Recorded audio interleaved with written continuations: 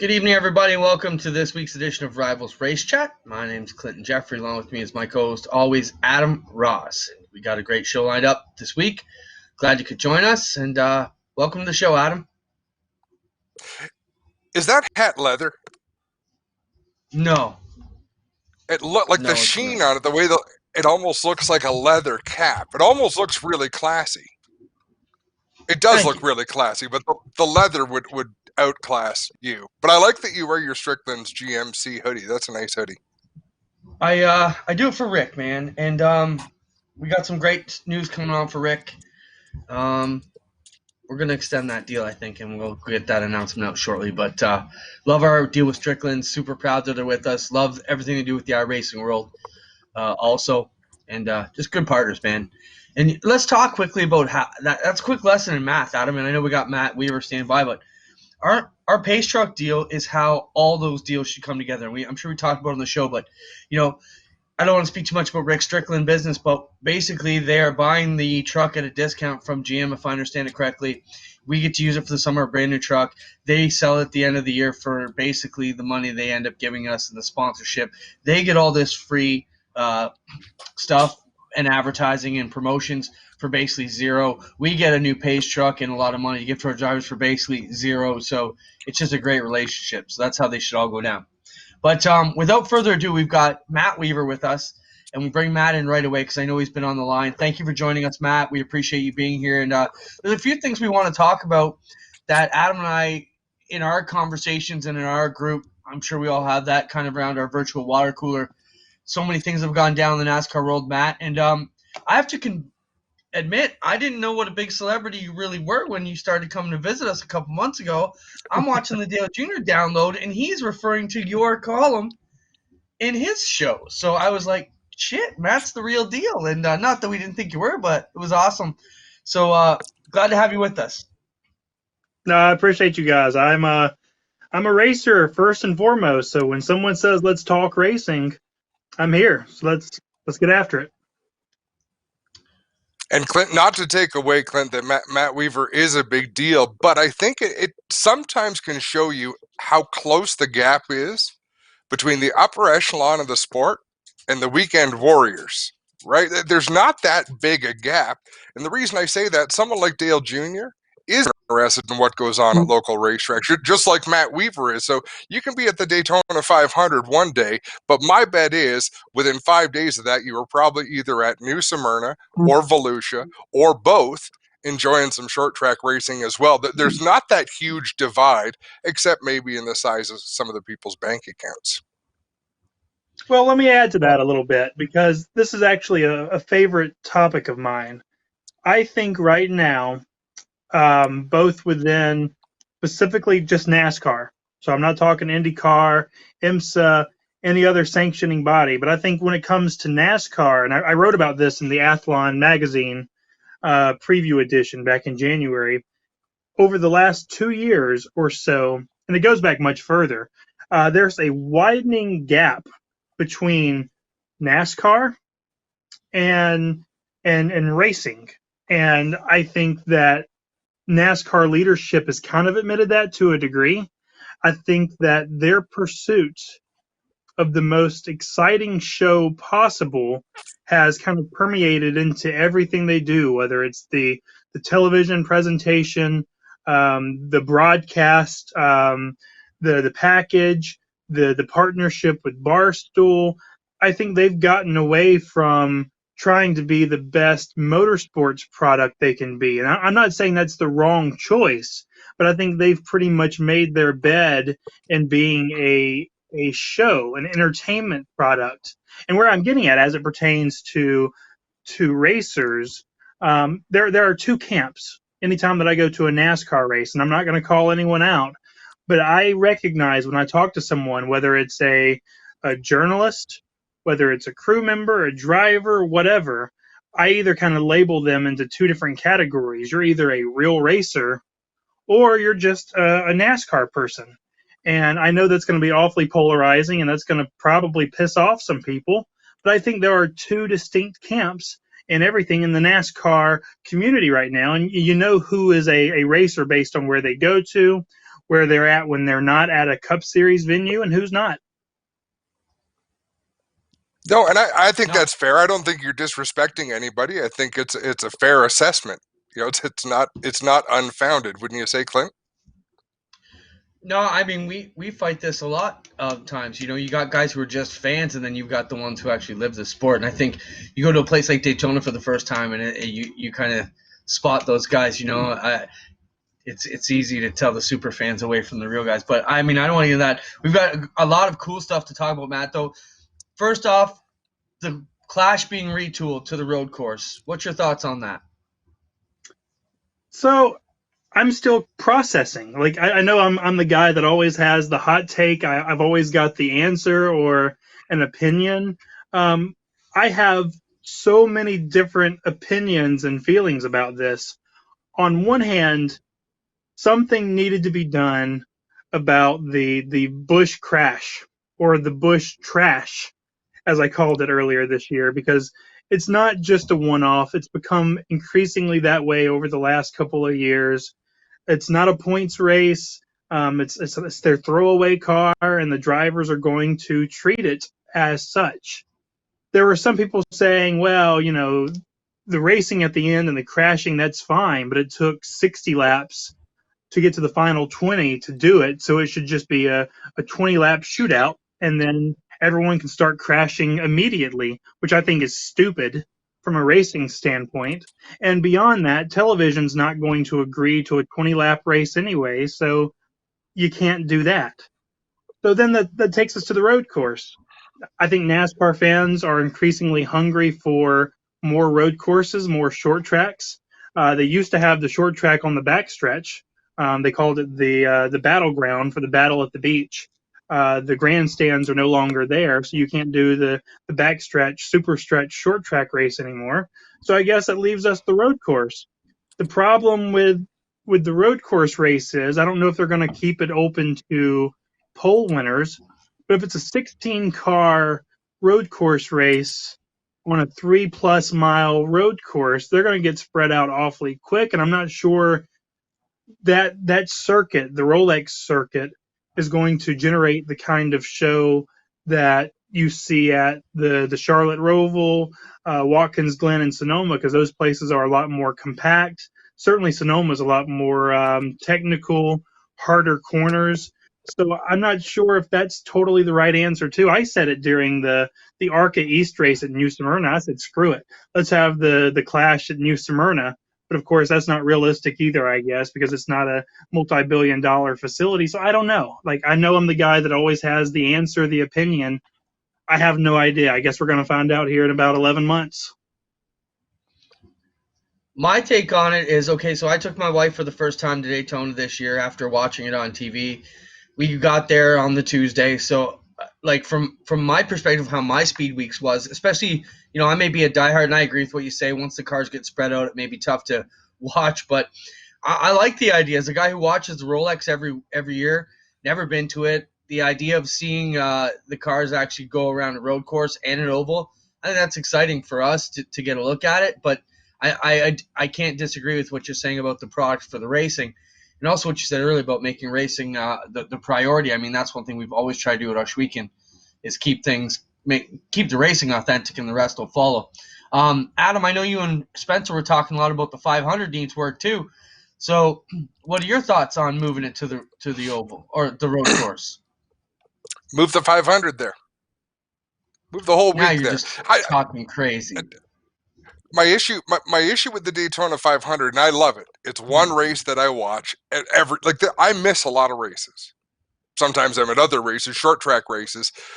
Daytona 500 is special, but when you've got the granddaddy of all races, in NASCAR terms, it's almost like a game of bingo, because you've got equally the same chance of winning it as almost everybody else does. And I'm going to say, with the exception, guys like Denny Hamlin are really, really good at super speedway racing. Like, there's a few of them that are the super elite, but by and large, for the biggest race of the year, the biggest race in the world for stock cars, it shouldn't be so much of a crapshoot. And Clint, the ways I know how to fix it are either make the cars much faster so they're hard to drive, or take away all sorts of tire so they're harder to drive. But regardless, I think you have to make the cars very, very difficult to control, which would separate the pack.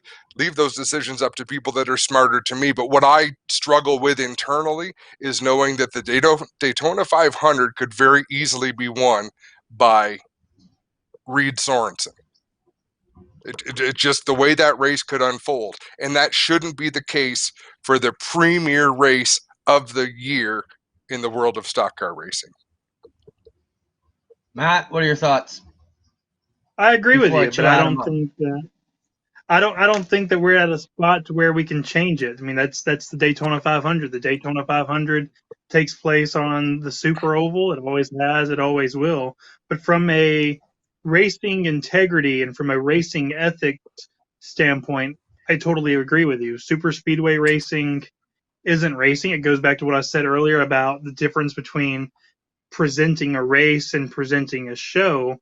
But I think if you had the type of racing they used to have at Daytona before the restrictor plates and drivers starting to learn how to draft in a pack, fans would reject it. I especially think that for the first race of the year, for your biggest audience, they want the chaos, the calamity. They don't want to see drivers nearly get killed.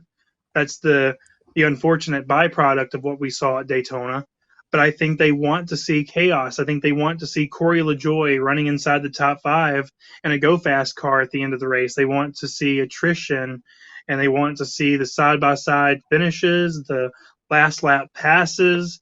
And again, I totally agree with you. It's not real racing, but I think NASCAR has firmly presented itself as a show, and that is the most entertaining show, not a race, but a show that you can put on to open your year.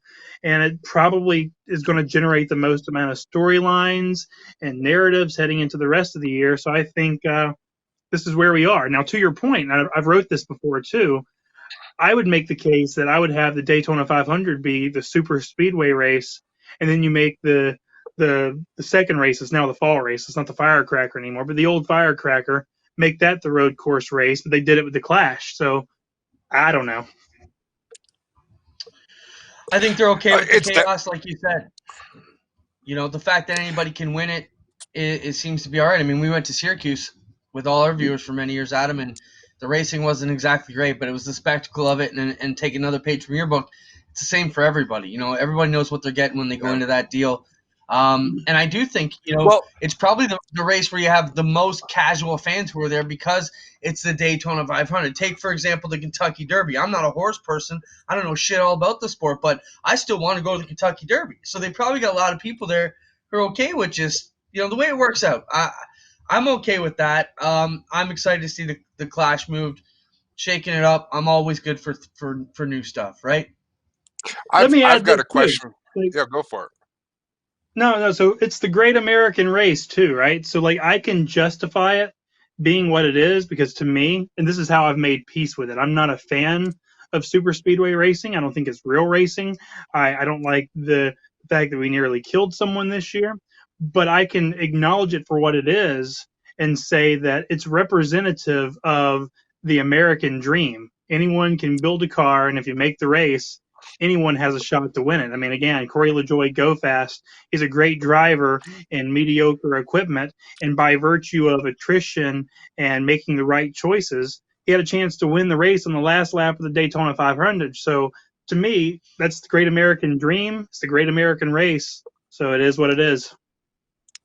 That's a fair point. Did you watch the race from Phoenix on the weekend, Matt? Like, do you watch all the NASCAR races? I watch everything that I can. So I actually listened to half of it, pulled over and well, the ARCA race. I saw the ARCA race. I pulled over and watched the second half of that. I missed Saturday's Xfinity race because I went up to North Carolina. The Cars Tour late model stock and super late model season opener was down there at Kinley, North Carolina. Drove back home to Alabama on Sunday and watched that race from home. Heading to St. Petersburg tomorrow for IndyCar, so it's nonstop. That's awesome. I want you to tell me if it was just me because I'm a big dirt racing fan, or were you riveted to Tyler Reddick? I couldn't stop watching him passing the best. So all All this talk No, about the super rookies and Tyler Reddick, man, that kid wheeled that car. So I wrote this too, actually. I wrote it in my column, and I wrote a story about his race too. It was no surprise to me that Tyler Reddick had a good day. It was no surprise to me that Cole Custer finished inside the top 10. John Hunter Nemechek was racing consistently inside the top 20 for that last run. Christopher Bell still hasn't quite put it together yet, but it doesn't surprise me all those guys had their best race of the year here, because think about it. This was the first race of the lower downforce package. This is exactly like what they were running the past 2 years in the Xfinity Series. They're all really good drivers. And when you force really good race car drivers to get off the throttle and to actually have to slide around the racetrack, and talent actually means a little bit more than usual, it's still an engineering game. It doesn't surprise me when the guy that's the two-time reigning Xfinity Series champion and the guy that gave him the best fight in Cole Custer were inside the top 10 all day. That's not a surprise at all. They're awesome. It made it so much fun for me to watch, Clinton. I'm not sure if you got a chance to tune into it. I actually didn't see the finish of the race because I had to leave, but I was just pumped up watching a couple of youngsters. Like I said, I was a bit more focused on Reddick because he was putting passes on guys like Kyle Busch. I'm like, yeah, this is what people need to see. Mm-hmm. I love the fact that Phoenix has unorthodox out of bounds, and there are no out of bounds. The fact that these guys drive these cars all over the track, down across the apron, make it work 5 wide at some points if they're brave enough. I love it, and I think Phoenix is a great place to watch. Let's move down the rundown a bit. Silly season already. There's been a lot of talk in the media surrounding NASCAR lately, Matt, about silly season already with the signing of Blaney, that it kicks off everything else, and with one big free agent possibility off the table, that opens up the door. What's the hottest rumor you got for us with your ear to the ground? Or maybe a sure pick that nobody's seeing? There's lots of talk about who's going to end up in Jimmy Johnson's seat and stuff like that. What's your thoughts? Well, give us a good one. Give us a zinger. Well, I can't give you a zinger, but I'll give you one to pay attention to. There's an awful lot of people in the garage who are convicted and convinced that Brad Keselowski will eventually talk to Hendrick Motorsports, and they will at least talk about him taking over the 48 car. Now, I think Brad is super loyal to Roger Penske. Roger Penske was able to pry Brad away, to Team Penske, away from Hendrick Motorsports when Rick put Mark Martin in the 5 car, 10 years ago now. But he grew up a Hendrick guy. He grew up in the Hendrick system. So a lot of people think that they're going to have a bit of a homecoming possibility. Brad said this weekend, take it for what it's worth, a grain of salt, that he hasn't talked to anyone yet, but he recognizes that with Blaney signing his new deal, it puts the spotlight on him, and that unlike Blaney, who said that he wasn't going to talk to anyone, that he was going to re-sign with Penske as long as Walt Zarnicki and Bud Denker and Roger wanted him. Brad's taken a different approach. Brad said he hasn't talked to anyone yet, but if the phone rings, he's going to answer it and he's going to talk. So I think that they are going to have a conversation with Hendrick Motorsports. I think there's a good fit there, but there's a lot of good fits there too. So I think it's still early yet. A lot of these deals don't start to heat up until the summer, but I think there is a possibility that Brad will at least entertain the idea of moving if it makes sense, especially, I think, depending on how this crew chief swap goes. A lot of people are wondering, what that meant for all 3 drivers. It's worked out for Blaney. It's worked out for Joey. He's won 2 of the first 4.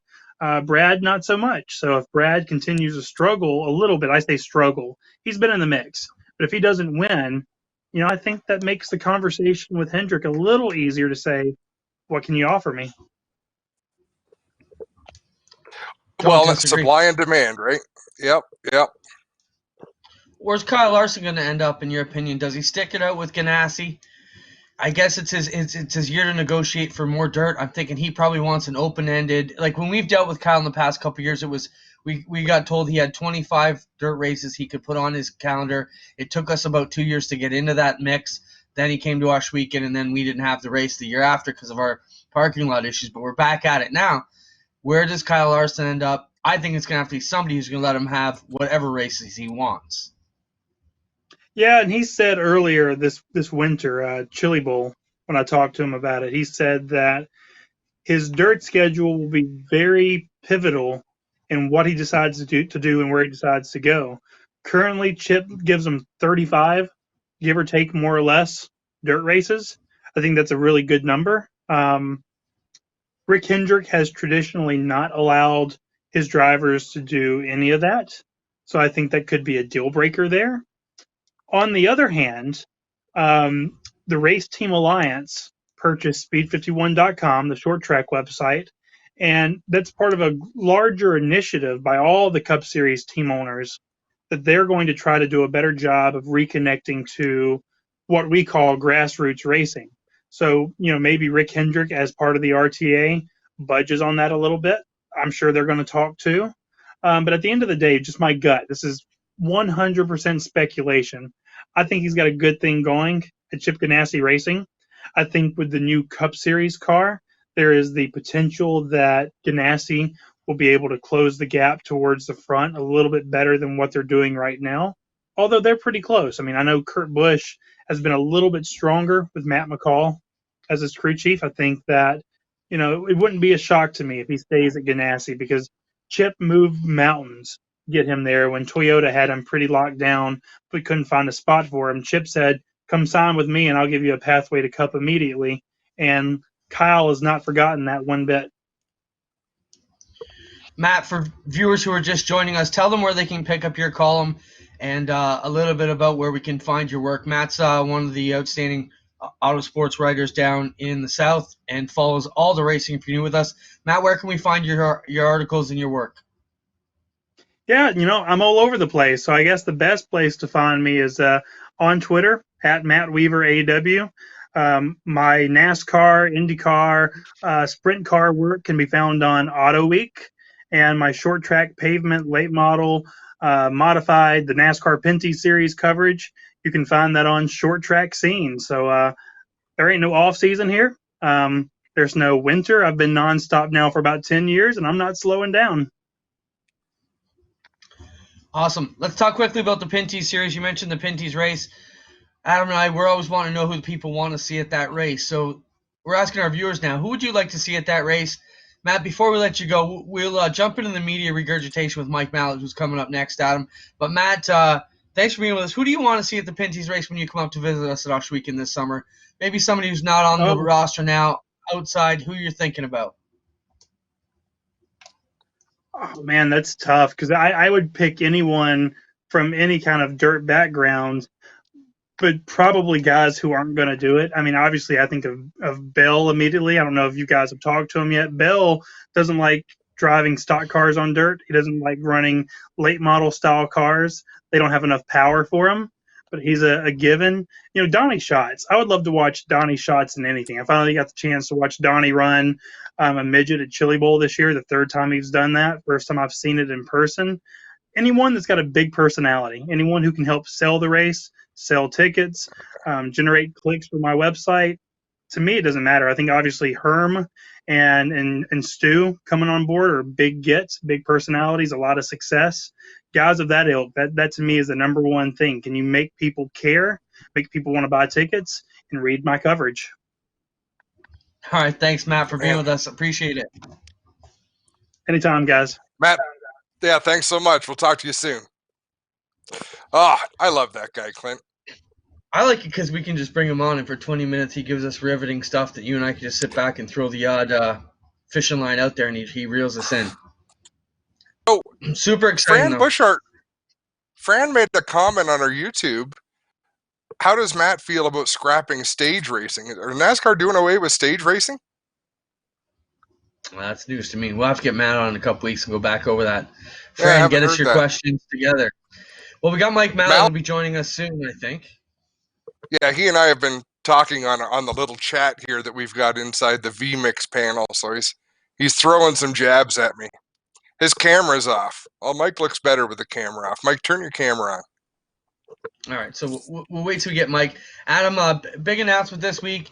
The NASCAR Pinty's Race Osh Weekend Speedway being crowned the Pinty's 100. So that's exciting news. And we just want to mention before we bring Mike Mallett on, and there's Mike. Welcome, Mike. Before we get into our talks with Mike, let's talk quickly about Motorama coming up, Adam. They made a statement today, even with all the worries about coronavirus. Motorama will go on, encouraging everybody to wash your hands as normal. Now, let's look at what we've got going on at Motorama. We will have 2 booths as part of it, and Spencer can throw up the pictures. So we will have the Pinty's 100 booth, which will feature the Stuart Friesen Quick Mr. Transmission car prepared by Scott Steckley Motorsports. And Spencer, if you got that picture, throw it up there for us. That one will be in the main Motorsports hall there out front, or sorry, in the back, I guess it is, right next to the NASCAR Pinty's booth. And the folks from Quick will be on hand along with reps from Pinty's, Schwingen Speedway, and Mr. Transmission there to make it all work. Wasn't that your nickname in college? Yeah. Then there it is. Quick. So it's Quick booth. What are you going back to tackling any jabs from last week? So come out and see the Stuart Friesen Quick Mr. Transmission car at the Pinty's 100 booth if you're at Motorama this weekend. And then over at the Schwingen Speedway booth, we'll have our booth set up with a couple cars and a few of the Racers Corral cars right up front. We're going to be featuring the Ryan Hunsinger Rust Rod ride, Adam, and that's cool. It's hand painted to look patinaed like it'd been left out in the field for a while. We got some pictures of that. And also the Corey Turner Petrol Plus 13 car from the Burger Barn Racing Stable will be with us, along with there's Corey Turner's Petrol Plus 13. Show that Rat Rod car if you've got it, Spencer, too. That's the Ryan Hunsinger. So that's his car. It's been hand painted to look like it's all rusted. Really cool up close. Come out and check those out. We'll also have Lance Erskine's Micro Sprint and Jeff Roloff's brand new Concept 1 Fabrication Thunderstock on display. And this is cool, Adam. You know, whenever you see a Thunderstock, it's usually been beat up. This one has brand new body on it. It looks gorgeous. So come out and see us at Motorama Show this weekend in Mississauga, right near the Pearson International Airport in the Toronto area. Motorama goes this Friday, March 12th, 13th, and 14th from 10 a.m. till 9, 10 a.m. till 8, and 10 a.m. till 5. You did it again. It's March 13th, 14th, and 15th. Friday the 13th. Off the screen. Yes. I know. I think you sent that same bogus date last week that Spencer had to fix halfway through the show. Mallett, I'll take the heat. Mallett, welcome to the show. You've been doing a lot of traveling just like Matt Weaver has as well. Been all over the place. Back from the weekend races down in Delaware. Always cool to get things rolling. How has your early season been going? Hey, anytime I can get to a racetrack in March and it's sunny, I'll take it. Although Saturday night got a little chilly, I'm not going to lie, but it was a good weekend down in Delaware for the Melvin L. Joseph Memorial weekend there at Georgetown Speedway. What a difference a day makes. Saturday we found ourselves on a real choppy, heavy spring condition racetrack. Came back on Sunday, smooth as glass. Like we see here in Central New York all the time, and some good racing. Stuart Friesen picking up the win on Saturday night, and Stuart Friesen's always good for business whenever Stewie wins for Dirt Track Digest. So people like Stu watching the videos and the stories. And then Sunday, Billy Dunn picked up the win at Georgetown in a small block for Ray Graham. Much needed win for that team. So overall, really good weekend. Enjoyed myself. Had some fun. Again, we brought Dirt Track Digest TV. A lot of people watching and enjoying it. I think they're all in the same boat I'm in. It's time to go racing now. Things are looking good. Weather was good. Monday was beautiful. I don't know what it was out your way, but it was over 70 degrees here. So that just gets that itch and gets you ready to go even more. Yeah, it does so. Mike, talk about the DTD TV numbers. They must be through the roof in races like this where there's nothing happening locally and people are hungry. Yeah, this time of the year, it's good. Not everybody can make that 6-hour trip from Central New York down to Georgetown or the 8-hour trip down to Alltech. So as a company, you like those. You want people to go as much as you can, but you also appreciate those that can't go and are willing to stay home and spend their hard-earned money watching our coverage. We're fortunate. Got a great team of guys. Myself, Kenny Bruce did the pre-race shows. We had some fun with that. Then you had all the guys, Matt and Art and Mel and a couple other camera guys said, really, really doing a fantastic job on our broadcast. We're fortunate, great group of guys that know what they're doing, a lot of experience there. And between the two sides, I think we got an awesome team. And, you look at the production and what we were able to put out in Florida. I got to do some pit road reporting, which is fun. As long as they shoot from the belly button up, I'm good. And then, and then this past week, we worked well with the folks there at the Short Track Super Series and Brett Dale and company. We're fortunate to be teamed up with Brett Dale and everything they got going on with the Short Track Super Series. There's the debate which is better, which is which for us. Obviously Dirt Car has their brand and what they do, and we're glad that we can cover their races. But we're also equally as happy to be shooting Brett Dale stuff on the Short Track Super Series for DTD TV. Mike, do you find it hard? I mean, like, you and Dean are good buddies. You've been friends with everybody on the Dirt Car side. Like, you are the fence between the Hatfields and the McCoys, literally here. So, does it get hard to deal with that ever? Like, one side looks at the other side. Look, whatever each side has, and I'm towards each other, whatever. We have our deals, but we still try to make sure we give everybody a fair shake, and everything we do is, down the middle and so on. We're not trying to give anybody any preferential treatment or anything like that, or, cause any friction. At the time we took the best deal that we could get, in terms of working with Brett Dale. That was a business decision for us, and we went that way with him and his series. And, this year we're very happy to have Speedway on board with us as well. And for myself, George, GT, the three of us came through Fonda Speedway. We grew up going to Fonda. That's where we all met. That's where we all became really good buddies. So it's cool for us to come full circle now and to have such a big role at Fonda Speedway with the live weekly pay-per-view action coming from there.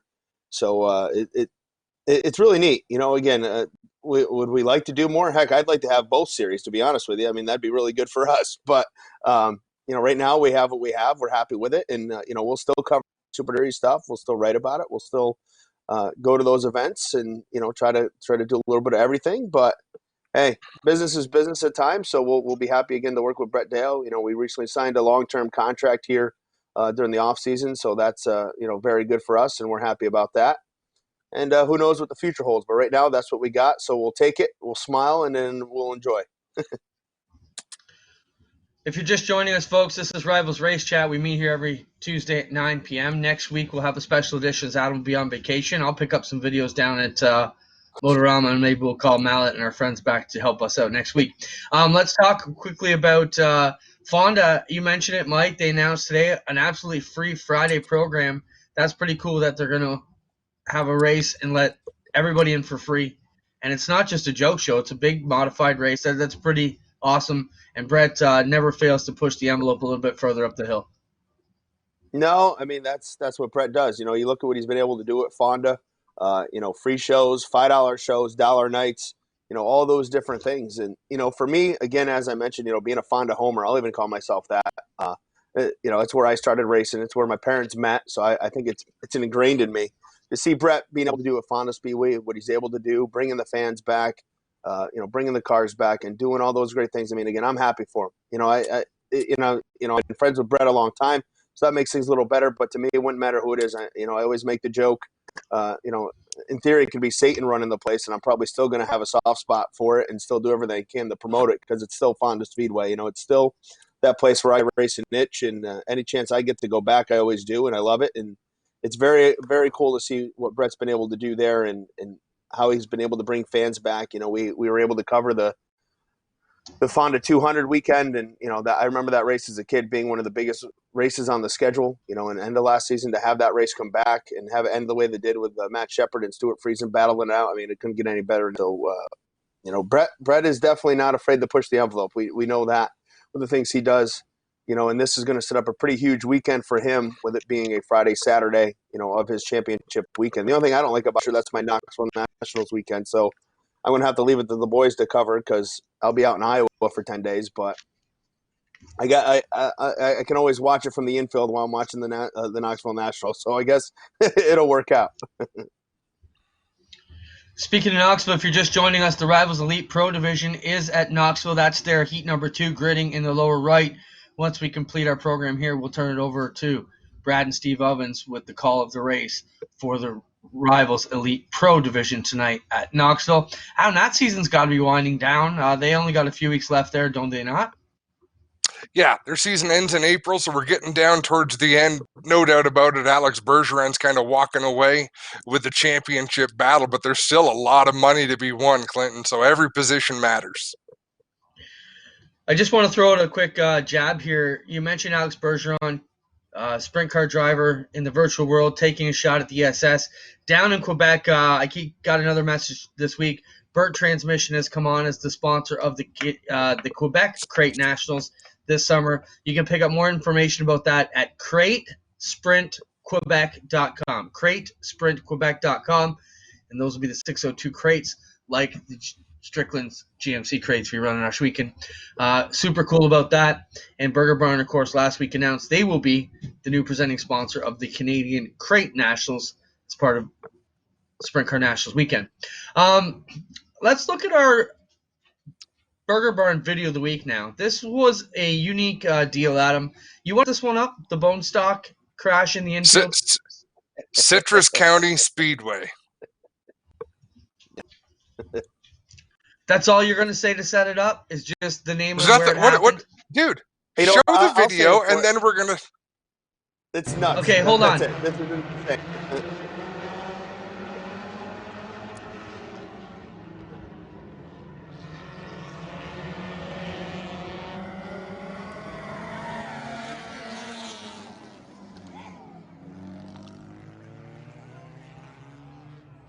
Okay, so just to be clear, that is like a bone stock car that flipped and landed on the pace car. Now, show the pictures of the pace car, Spencer, and you guys feel free to talk about it. So it landed on the pace car. And then we'll watch it again a couple more times. To set up this is why we have videos of the week, because they don't need an introduction. This is some crazy shit. Do you remember, Clinton, the night that Freddie General and Mike Giverson crashed at Oshweekon? One of them was barrel rolling and the other car was on top of the car rolling, and it got higher and higher until eventually it hit the light pole in turn 3 about 10 feet up in the air. That's what this reminds me of, just the absolute hang time that this car got. Spencer, roll this again. Let's watch it again.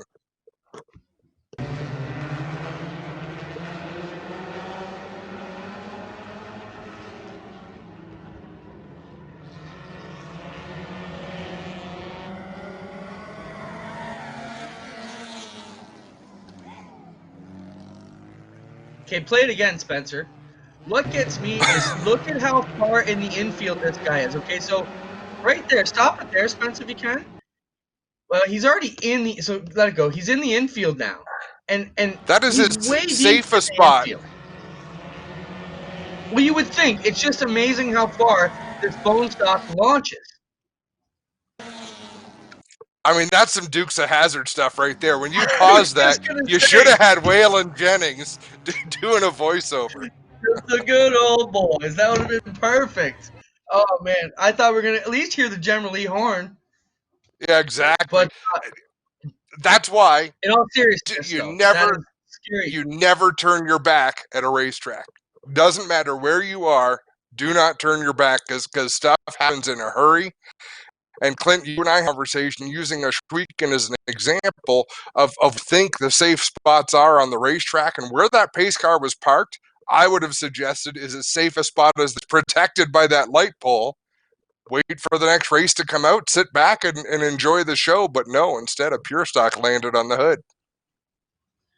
Thankfully, the reports were that everybody got out of that pace car A-okay, but you did see that the airbags got deployed. Beautiful pace car, absolutely destroyed. I think, Mike, the point of that story is for us guys in the media who've been all over these tracks, you know, it's proven time and time again, and it's a wake-up call that you're not safe anywhere in these speedways at any point in time. And us guys who've been at it 20 years, we tend to take that for granted. And I think the Ryan Newman crash for all of us race fans was kind of a wake-up call in that way, too, to say, okay, you know, this is real. You know, so what are your thoughts on that video, Mike? Yeah, you know, I saw that on Saturday night or Friday night. We were sitting getting ready for dinner. And you're like Adam was like, holy shit, did that just seriously happen? And then you look at it and you're like, that car, like you never expect to see a car rampant like that over those hills or those mounds. You expect that hill or that mound to stop the car. If anything, maybe slow it up, and whatever. But to see the car do that, that's unbelievable. But again, we've all been, like, as you said, Clint, we've all been in the infield in places where you feel completely, safe, no vulnerability. But if a car, there's an ability or an opportunity for a car to get somewhere, at some point it's going to get there, end up there, or land there. So it definitely gives you something to think about when you're in the infield. I know, myself, there's some tracks where I got to take some photos and do things of that nature. And every now and then you get a little bit of a scare, not you're paying attention, but you're not necessarily, paying attention. And I was at a couple of years ago, and cars up on the track, they're all way out, and all of a sudden I come back to pan, and all I see is a wing this close to my face going by my camera lens, and a guy got shoved down into the infield. I was behind the Jersey barrier still, but he was that close to me, and I never saw it coming. You didn't hear it because you're in the middle of the race, and I was shooting the cars out on the track, and he got shoved into the infield, and that scared the bejesus out of me. So now, I always, whenever I'm in an infield, I'm sure you guys do the same thing. You kind of look and put yourself for the place where there's some outs, where you're not boxed in, where you're not stuck, just in case something hairy does happen. And this is a prime example of that. And I can't believe nobody got hurt. I mean, that the really good part about that. And if you want to slightly use Mustang, I'm pretty sure you could probably get that car pretty cheap too. Yes, previously enjoyed. So, Clint, can we go back to a previous topic now? Can we cover media regurgitation? So, now, Mike, you're not a part of any of our Facebook chats, but with our broadcasts and with our iRacing leagues and with our Ashweekend Speedway stuff, we have multiple Facebook chat groups. Clinton and I, what would you say we're in? 5 of them together, 5 different groups? Because you don't need to talk about everything with everybody. So when I saw that video, I shared it to one of our broadcast groups, which I think had me and Clint and the Ovens boys, and I forget who else. The next day, Clint and Jeffrey shares a video to a different chat that we're both a part of with this explanation that follows as though like it's breaking news. I'm like, you idiot. Clinton doesn't look at a single thing I share, not on Messenger, not on Facebook. So it's one of those deals where you just got to nod your head. Good job, boss. You nailed that one. Good video of the week. Do I get to rebut now? Okay, so half of that thread you're talking about, none of it pertains to me. About 5% of it pertains to me. So I don't have all day on Facebook like you do. Secondly, jackass, if you want a story to be carried in the show, you can't put it in the non-production chat thread and expect it to be put in. So when I shared it to the group here, I wanted it to be on the show. Did you follow through? No, you just sent it out to the middle of nowhere, and hopefully Spencer's going to magically pull it out of his ass at 8:19 so we can talk about it before the show. So I'm doing proper press. You're just bullshit. Why don't you share what the name of those 2 chat groups are? I got them right here. I can look at them up. Yeah, what are they titled? This is production chat. Rivalz production chat. Yeah, you did not share it to that one. Because I looked today after you read me out. And what is the other one called? Broadcast chat. Broadcast chat. Hold on, jackass. You know that has nothing to do with this show. The broadcast chat has 0 to do with Rivalz Race Chat. Oh, where did those broad go? Do they go on GeForce TV? Just You're like this asshole. one? All right. See what I have to do with Mallett? He makes no sense. Anyways, hey, media regurgitation, that isn't what the topic means. Walk it. Both you guys are writers, or Mallett is and Adam fucks around. So, pardon me, I shouldn't have said that. But who cares? Media regurgitation. So, this goes back to, I watched the Dale Jr. podcast when I'm working in the office, right? And last week, a story came out, and a writer wrote a story about Earnhardt Sr., and I don't know if you got the screenshot there, Spencer, but as I'm reading the story, Mike, I realized, wait a minute now. Yeah, he diffused. So basically, it's a story about Dale Earnhardt basically got Rick Mast to not retaliate on him, and it's a story. But the story was originally told on Dale Jr.'s podcast. So on the podcast, it's practically word for word the paraphrasing that they've used here in this story. So this guy's listening to the podcast that is not his podcast, retyping all practically and turning it into a transcription type story and claiming it as his own. This week, another story comes out in the same vein, but from the same group, basically watching the podcast regurgitating. Mallett, is that something that should be allowed? Is that plagiarism? Where does that stand on your line of reasoning? You've got me in a. This is something I'm always on my soapbox about and always talking about. I'm a big fan of, if you're going to write a story, make the phone call. And don't just take random things from social media and claim to have an exclusive story. Now, I see this a lot in the media today, and I just don't like it.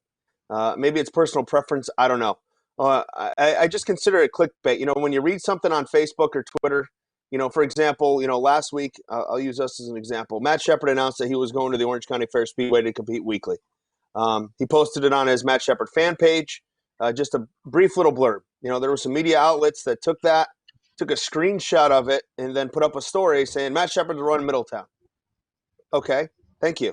Like I saw it already on Facebook. You didn't add to the story. So I took the opportunity. Matt announced it. I gave him a call. I met for 15 minutes, 20 minutes. Some stuff on the record, some stuff off the record, in like his bowling game. Seeing how that's going.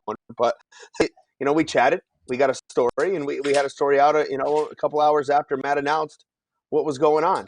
To me, that's the way these things should be done. I don't think listening to a podcast, looking at Twitter, looking at Facebook, I don't get how that's the way we're going with media. I think we have a larger responsibility than that. And look, sometimes you don't get the story. Sometimes you can't get a hold of the guy, or sometimes it just don't work out. But to me, you got to make the phone call. You got to do the legwork. You have to do it right. I think you're doing a disservice to everybody in the media if you're half-assing it. And we all know there's sites now, like when they pop up in your Facebook feed, a link, I don't click on it because I know it's already something that was somewhere else, and it's a clickbait story, or it's all bull crap that was already said on something else or copied and pasted from somewhere. So, that's my soapbox, I guess. There's not much more that irritates me more than that. I really believe in getting a hold of the guy and talking to the guy. Now, does that lead to sometimes you missing a story and somebody else getting it before you? Sure does. And that pisses me off. But you know what? At the end of the day, that's how the game works. That's how it works. Fox News, CNN, BBC World News, all them, they fight and compete for exclusive stories all the time. So that's all part of it. And I think, though, is our responsibility, if we call ourselves journalists, which I'm technically a school teacher / racing journalist, to be fair. But if you're going to put a title on yourself, and you want to have real media, do your job. Don't put up a half-ass, hey, I got a quote from Twitter or Facebook or whatever. Make the phone call. Go talk to the guy in the pits. Get the job done. Do it the right way. Again, because half-ass and everything, you give all of us kind of a bad rap because, some people, lump you together like all racing media is the same, or racing media is this, racing media is that. They don't ever get the stories, yada, yada, yada, where, my team, we pride ourselves on getting stories, doing stuff the right way, and I'm thankful I got great guys that have no problem doing that. We say, hey, Bill Foley or Bobby Sweeney, Ken Bruce, some of the other guys are ready for us. Go chat with this guy, give this guy a call, see what you can find out. And you know what? That's the story we're going to print. That's the story we're going to run. We're not going to screenshot his Facebook or screenshot his Twitter and call that a story. So hopefully I didn't rant too long, but that one really chaps my ass. No, and that was what we were going for. See, back in the day, in my opinion, you had Jayski, which was the ultimate NASCAR website, and he never really took credit. Like, all he did was compile information that he found elsewhere, as far as I could tell. But it was great because everyone knew to go there. In these days, all sorts of people are not compiling information. They're taking it from elsewhere, reproducing it to try to get hits, to try to get views, but none of it is original. So there are very few journalists left. There are very few accredited media people left. There's a lot of regurgitators, even PR. So every race team, well, all the big race teams, they'll put out quotes. They'll put out audio clips. NASCAR will put out audio clips that are just drivers being able to speak. And some people are so good at it, they'll ask questions as though they're talking to the driver. So they know what the driver's about to say. So they'll cut and paste things and do an interview with the driver.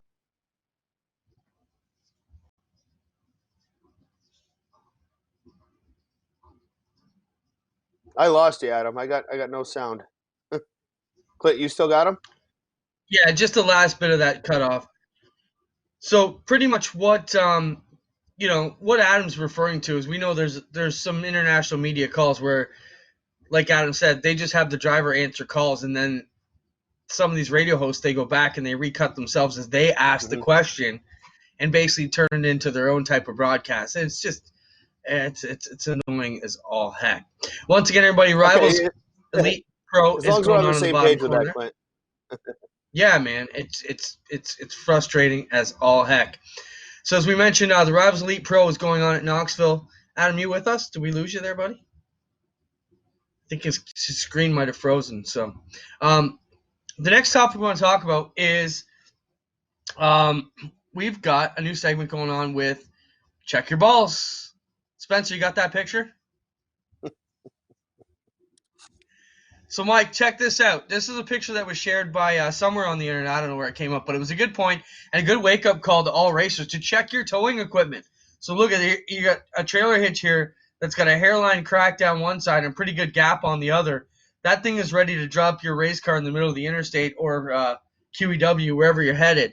So this is a message from all you guys, and we'll be having some segments coming up in the coming weeks. We're going to reach out to some of our friends at Miska Trailer Factory here and give you guys some tips as racers on what you can do to keep your towing rig up to shape and some problems to look for, because a lot of people probably weren't thinking about something like this, and you can easily things could easily go awry in a hurry if you don't check your balls, as they say. So that's our PSA message for today, ladies and gentlemen. Adam, are you back with us?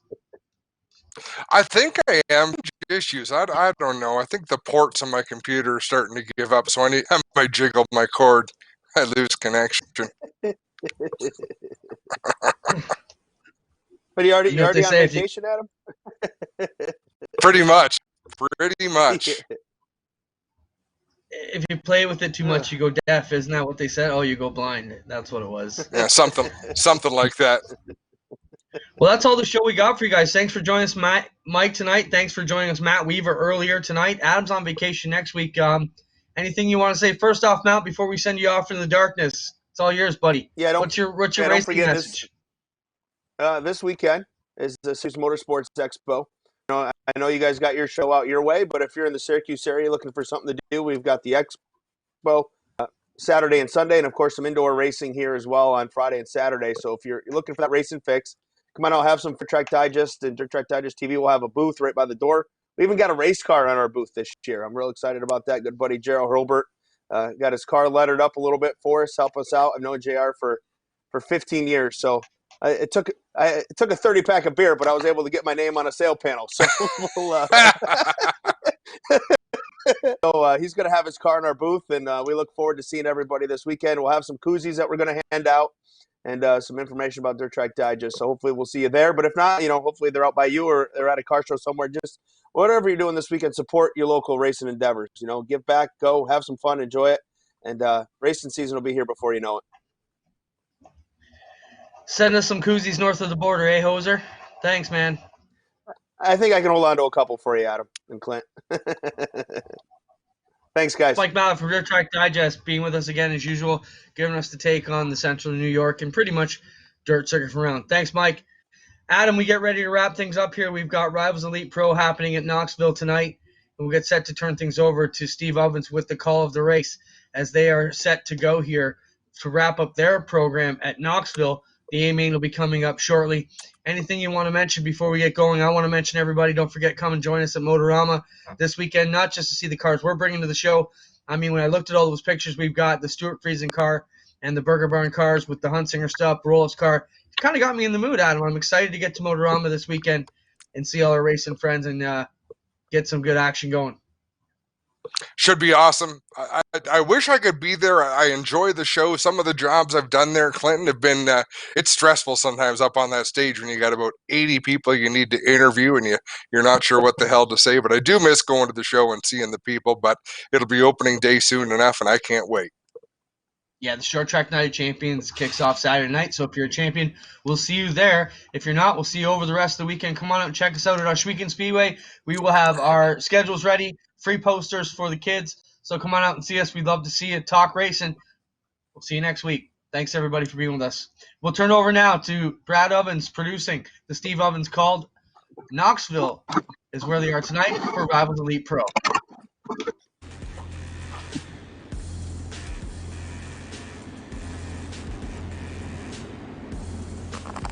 Nothing better than a little bottled Arrowhead, folks. I'll tell you that right now. That is some good water. As we are rolling here on the pace laps, and we'll come by this time by, and those lights will get shut out on top of the iRacing safety truck here. Let's see if everybody made the call here for this C main. I believe that they did. 1, 2, 3, 4, 5, 6, 7, 8, 9, 10, 11, 12. We've got all 12 here. Only 8 of them will get the job done. And we'll see what happens as this track starts to get slicker and slicker. But to my surprise, the top of the track is still pretty wide. I mean, there's still a lot of moisture up there. You could still run basically 4 in it. So it hasn't gotten extremely tricky. It looks like it's a little bit narrower over here on this end of the speedway in turns 3 and 4. But 1 and 2 looks like still pretty easy to run. I haven't really seen a whole lot of guys bouncing off of cushions. So here we go. B main event is green.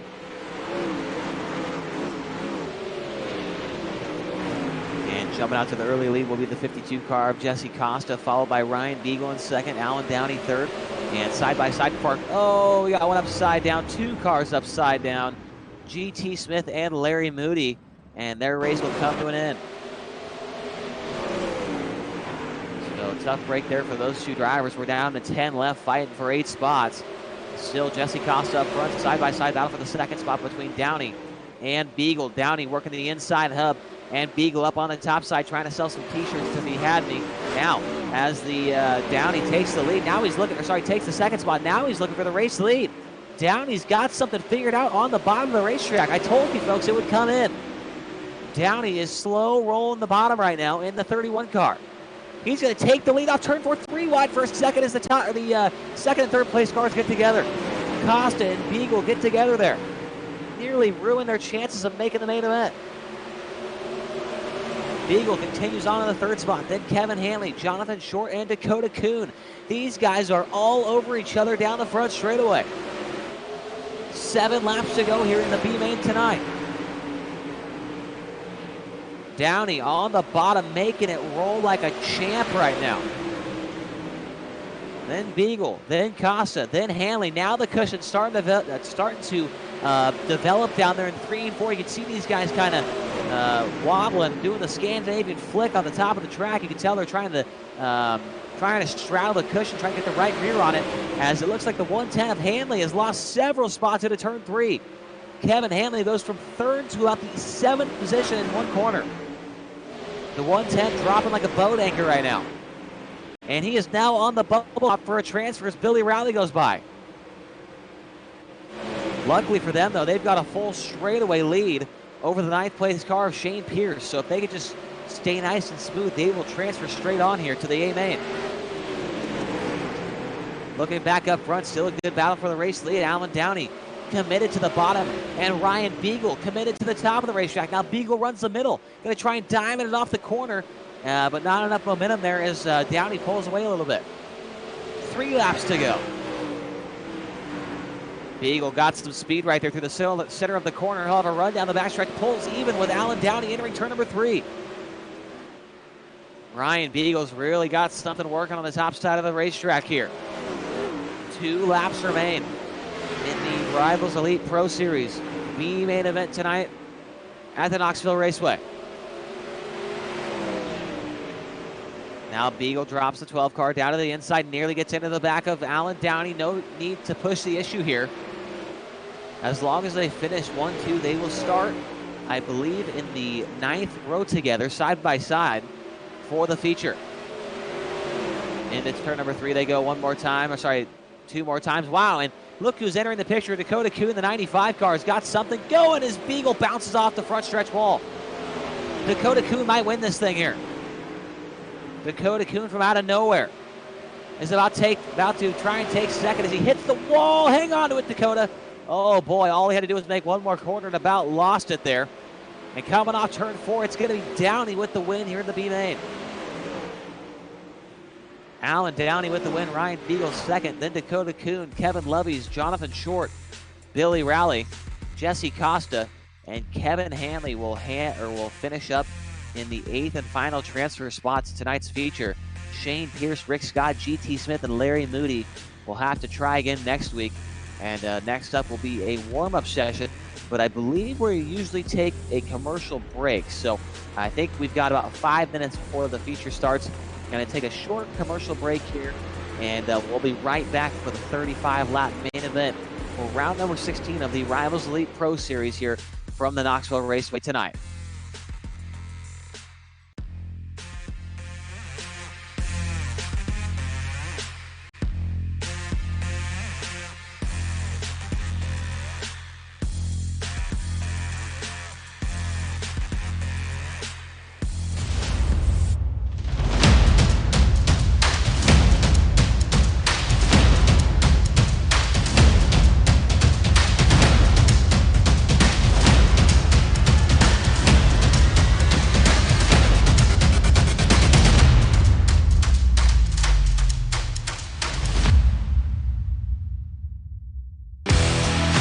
Introducing GeForce TV. GeForceTV.net is your new source for action overload. Featuring free live programming year-round and countless hours of on-demand video, GeForce TV will be your first stop whenever you want to see the latest and hottest racing action. See live Friday Night Excitement weekly from Washougal Speedway, and watch the stars of tomorrow make a name for themselves during Thursday night's live microsprint racing. GeForce TV is also the new home for Rivalz Race Chat. Watch weekly as Clinton Jeffrey and Adam Ross discuss all the hot topics in the world of motorsports. For iRacing fans, GeForce TV has you covered with hours of live broadcasting from Rivalz and GeForce TV racing leagues. GeForce TV promises to deliver motorsports, esports, and action sports you want to see, along with talk shows and vlogs to keep you connected to the lifestyle you love. Visit GeForceTV.net today to subscribe for free.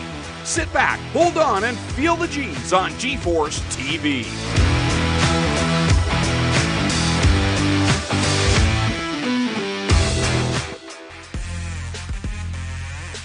And we are back, folks, here at the Knoxville Raceway tonight for round number 16 of the Rivalz Elite Pro Series from Knoxville. Round 16, as we mentioned, and things are getting hot here and getting real exciting for this 35-lap main event. We saw some incredible action here at the Knoxville Raceway tonight, and I finally got the Facebook chat going on here. So if anybody is out there and wants to chime in on who you think is going to win tonight's 35-lap main event, go ahead and let us know as we can start talking to you guys a little bit. How about Roy Schmidt Jr. watching from Houston tonight? Thank you for watching, Roy. We've got a pretty solid group of viewers right now here on the Facebook Live. Great to see. Once again, my name is Chase Rodman, and we are excited to get going here for this 35-lap feature. And we are ready. These guys are on the grid, ready to roll. It's going to be Dave Flick on the pole of tonight's feature, and outside him, the 21 car Kevin Fry. Row number 2 is the 22 car Jason Nygaard, and outside Nygaard, the 91 of Ernie Williams Jr. Row 3, 19 car Troy Wagaman Jr., and outside of him, the 193 is Brandon Schultz. Row number 4, the 44 of Adam Buchanan, and outside of Buchanan is the 32 Jeremy Zarfos. Row 5 is the 80 car Chris Steele, and outside Steele will be the 47 of Jason Randolph.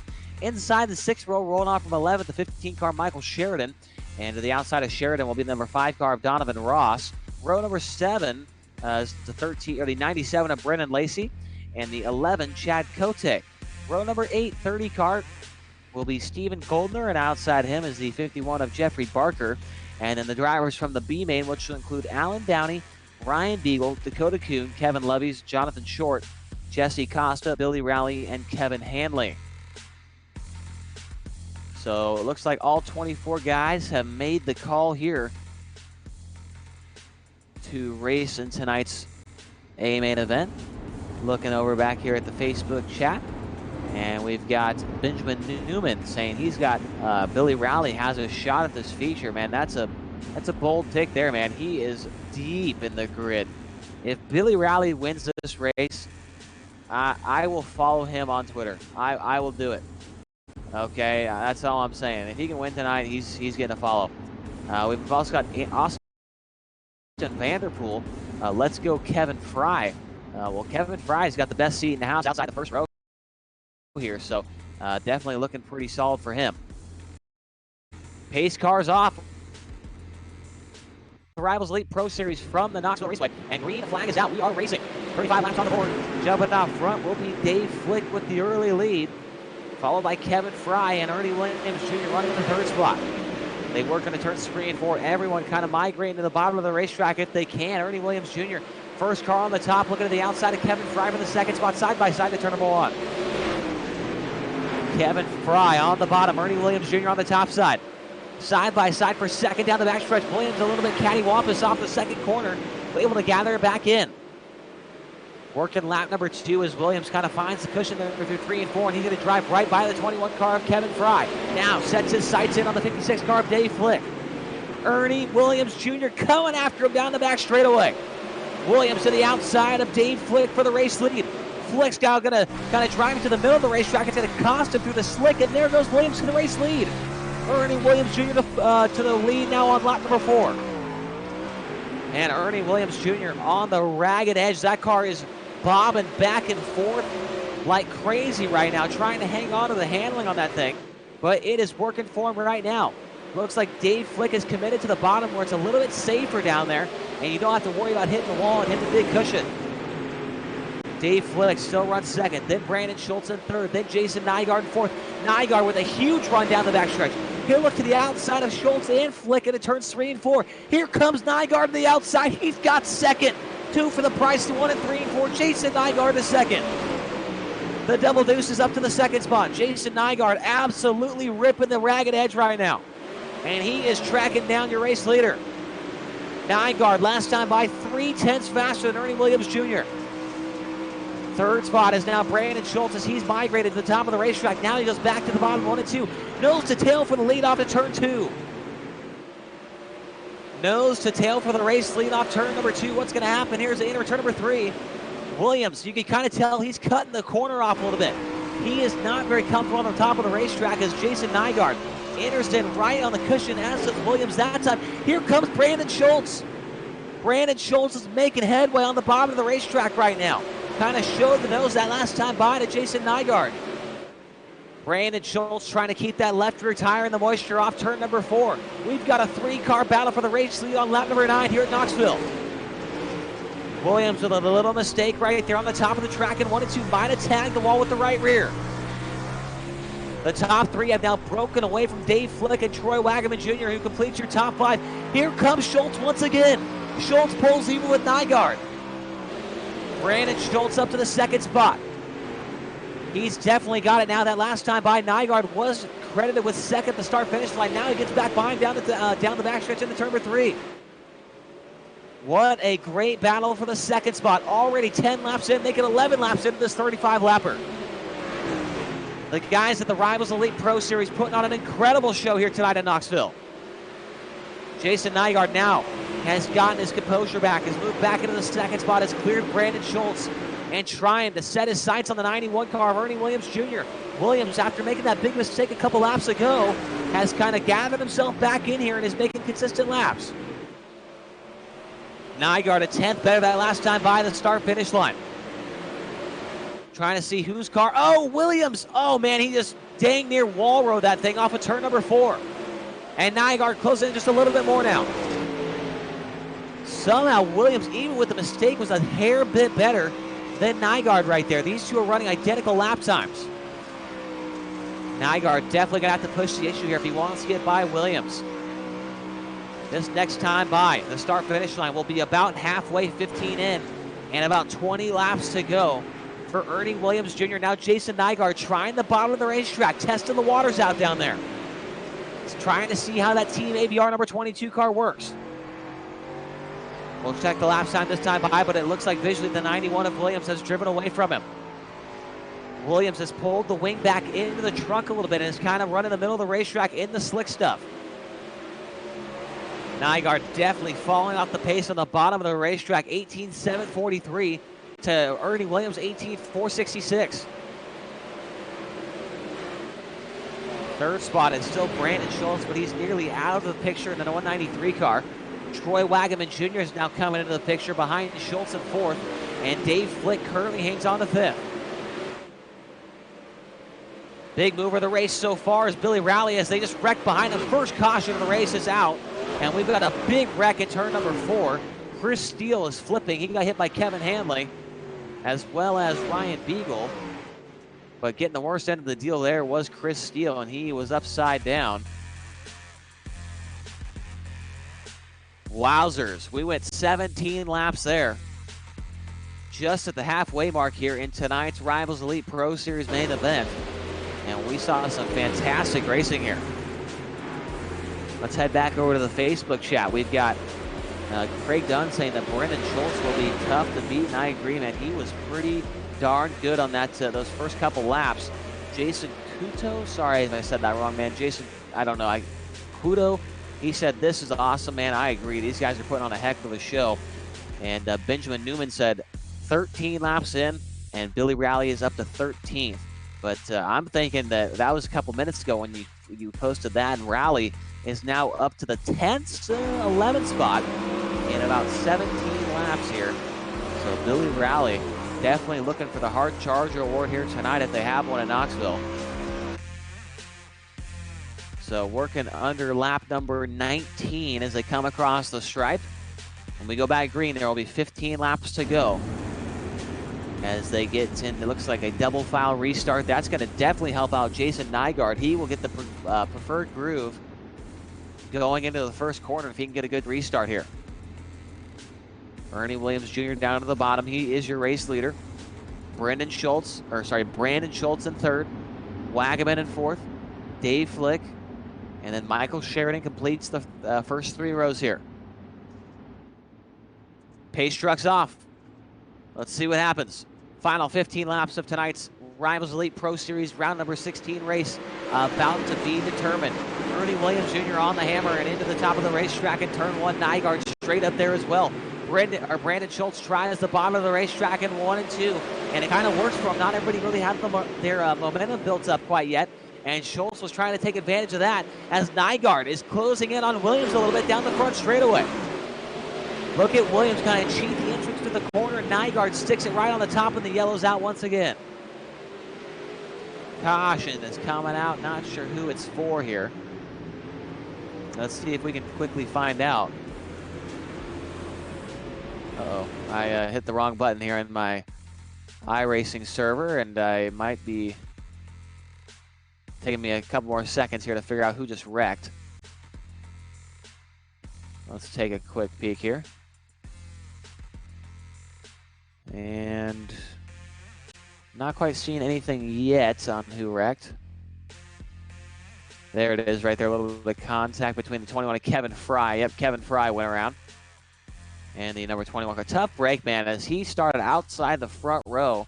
And he was one of those guys I mentioned earlier that qualified into this race tonight by virtue of running inside the top 3 of the G-Force Racing League last night, which is a very cool thing that they do here at the Rivalz Elite Pro Series. They have a league they run on Monday nights, and it's a little bit different. It's for some, like I think it's for like the newer drivers maybe in the league, or maybe newer drivers as far as their rating goes.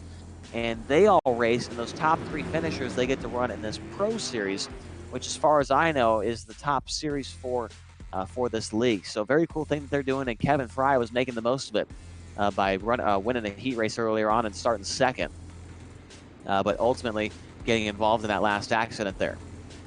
So this time when we go back green, it looks like we're going to have 10 laps remaining. Head back over to the Facebook chat, see what we've got. And I'm not really seeing any new comments. Oh, there we go. Craig Dunn says, watch out for Sheridan. He is always good late. Thanks for letting me know there, Craig, because I don't really know all these guys, man. I'm learning. I only do a couple races for these guys, you know, every so often. So I don't know all the guys in the field, but it does look like we have changed the restarts to a single file start here. We'll see how that comes into play when they come across the stripe right here for the green flag. We're going to have 10 laps to go. Ernie Williams Jr., Jason Nygaard, Brandon Schultz back to green. Williams through the middle, gets up to the top of the racetrack on the exit at turn number 2. Nygaard keeps on the top through all the way through 1 and 2. Down the back straightaway they go. Brandon Schultz just behind Nygaard. He drops it down to the inside of the racetrack. He might have something for Nygaard here off turn number 4. Brandon Schultz to the inside. Schultz has got the second spot, and now caution back out, just as Brandon Schultz is making some headway on the bottom. Let's see here who was caution in this one. Possibly Kevin Hanley, maybe. Take a quick look here. And yes, Kevin Hanley getting upside down. It almost looked like Hanley's steering wheel came off his desk, or the steering wheel came unplugged, or he had a pop-up come on his screen because he just went straight into the wall there. I'm not sure what the heck happened. But brings out, I believe that was our 3rd caution of the night, if I'm not mistaken. 2nd or 3rd caution on the night. We went the first half of the race completely green, which is fantastic to see. We saw some great racing inside the top 5. Jeffrey Stewart says, yeah, Sheridan is always pretty sporty. So I'm definitely going to be keeping my eye on Michael Sheridan here when we go back, as he is currently running in the 6th spot. And not going to be too many laps to go when we go back green. It looks like maybe around 6 to go, 6 or 7 to go, when everything is all said and done here. Ernie Williams Jr., I believe, has led just about every single lap of this one. He started 4th, and it took him about no time to get up to the front, so he might have missed about the first 2 laps as far as leading them. But ever since then, he's been showing the way.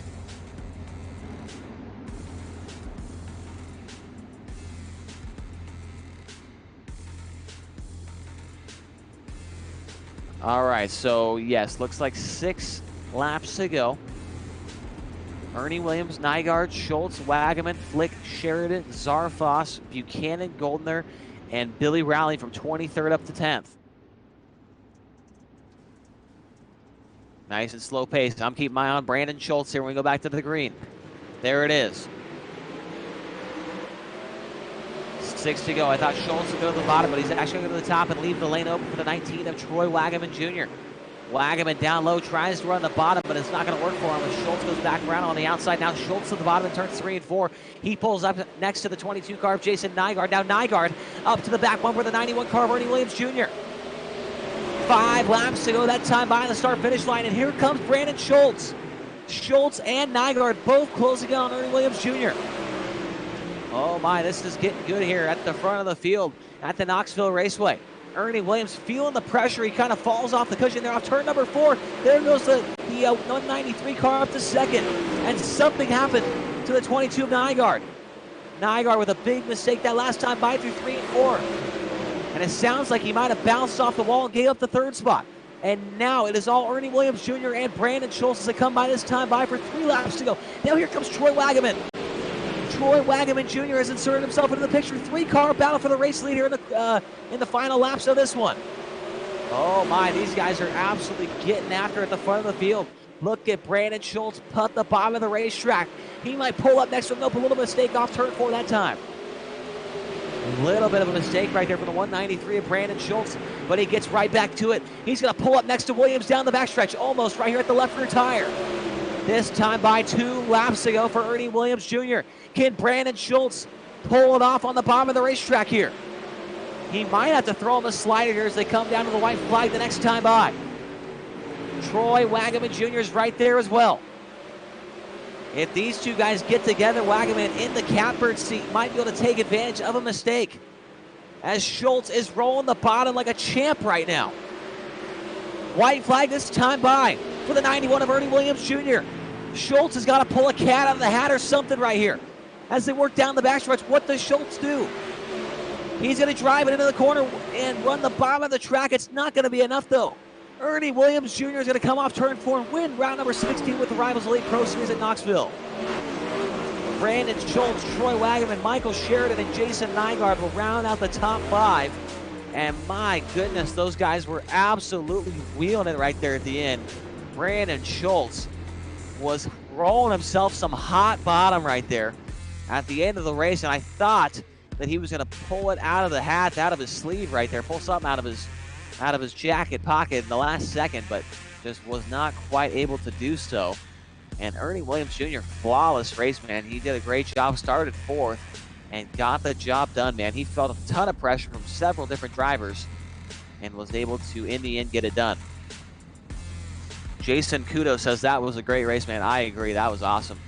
And Scott Schultz says, great race. Brandon Schultz, I have to agree, man. Brandon was definitely doing a good job there. It's always fun to announce a race when you got some good drivers in here putting on a good show. And I think we're just about ready. We've already got these guys up here ready for an interview for the top 3. So let's get them in here. Ernie Williams Jr., we'll talk to him first, the driver of the number 91 car. And Ernie, man, you felt a ton of pressure there that entire race. First, it was Jason Nygaard. He was running the top right behind you.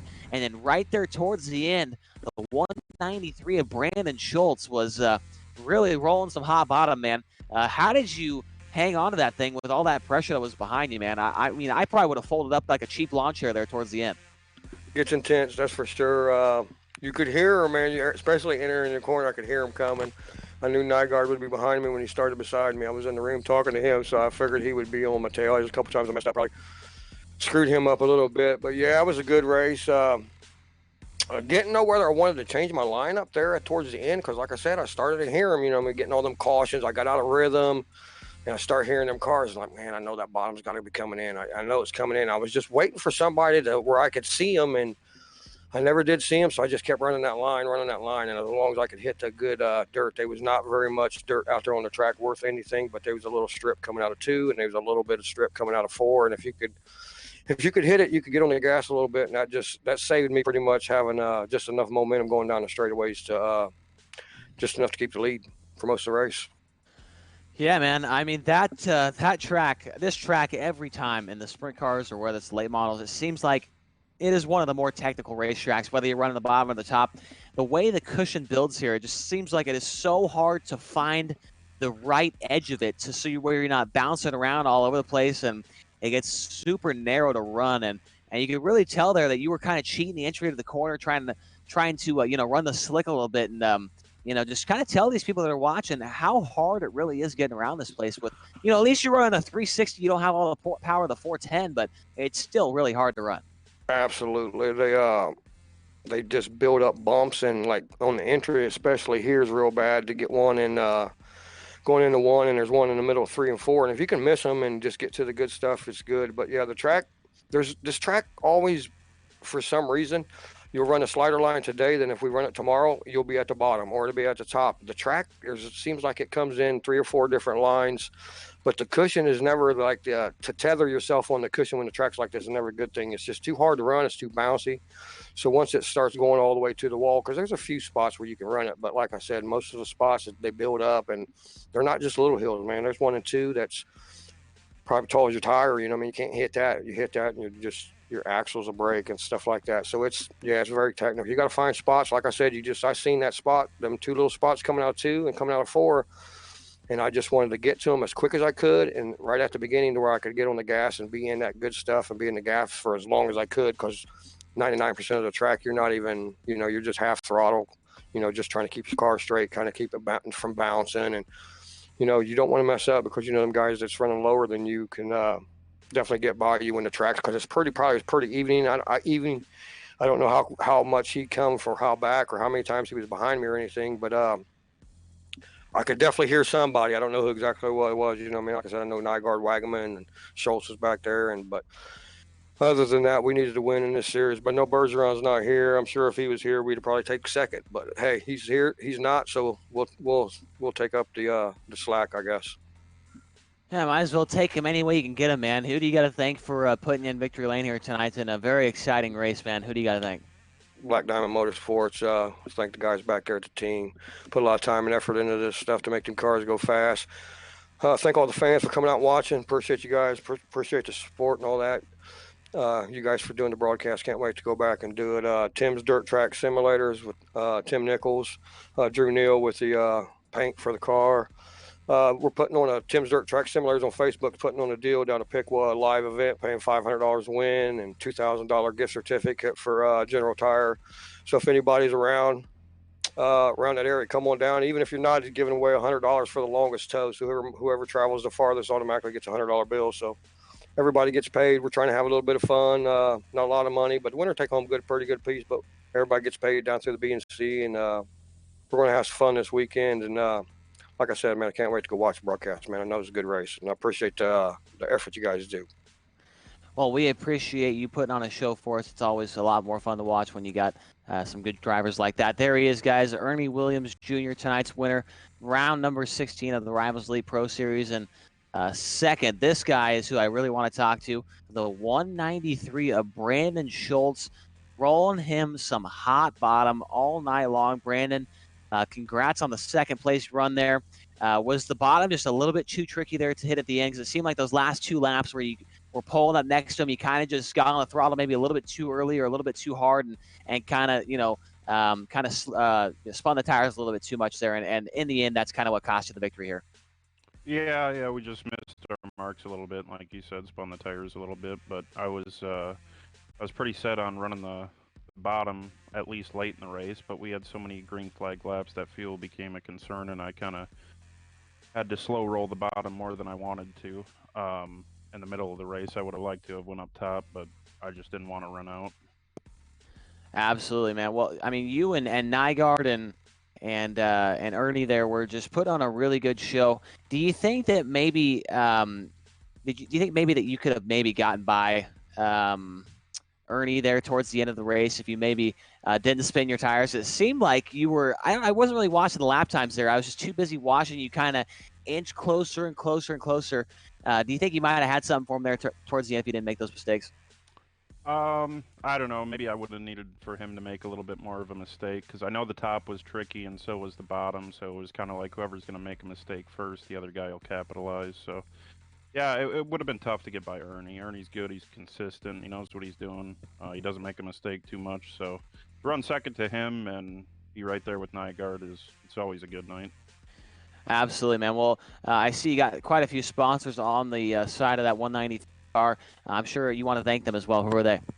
Yeah, I got to thank Rudine Racing, Bandy Built Race Cars, SRC, Supermoon Graphics for always making the car look good, Jesse Bandy, Scotty Edwards, Lacey, Fitzpatrick, Evo, just a bunch of other guys back at the team. I want to thank them all, and thank you guys for broadcasting, and Rivalz for putting on an awesome show. That they do put on awesome shows. That's Brandon Schultz tonight, folks. He ends up in the second spot. And our third place finisher, Troy Wagaman, was in our broadcast booth for a moment, and then he actually left. So not sure what happened to him, but he was third tonight. We will not be able to hear from him. And with that, I believe that'll be the end of the show here tonight, folks. Once again, I've got to thank the guys at Rivalz for allowing me to come back here and broadcast one of these races with them. Every time I'm here, these guys put on a heck of a show, and once again, we saw a great race here tonight at Knoxville. So hopefully we can come back here in a couple weeks and do it once again. Once again, my name is Chase Rodman. That was round number 16 of the Rivalz Elite Pro Series here from Knoxville. Congratulations to Ernie Williams Jr. on his win tonight, and we'll see you next time here for the Rivalz Elite Pro Series.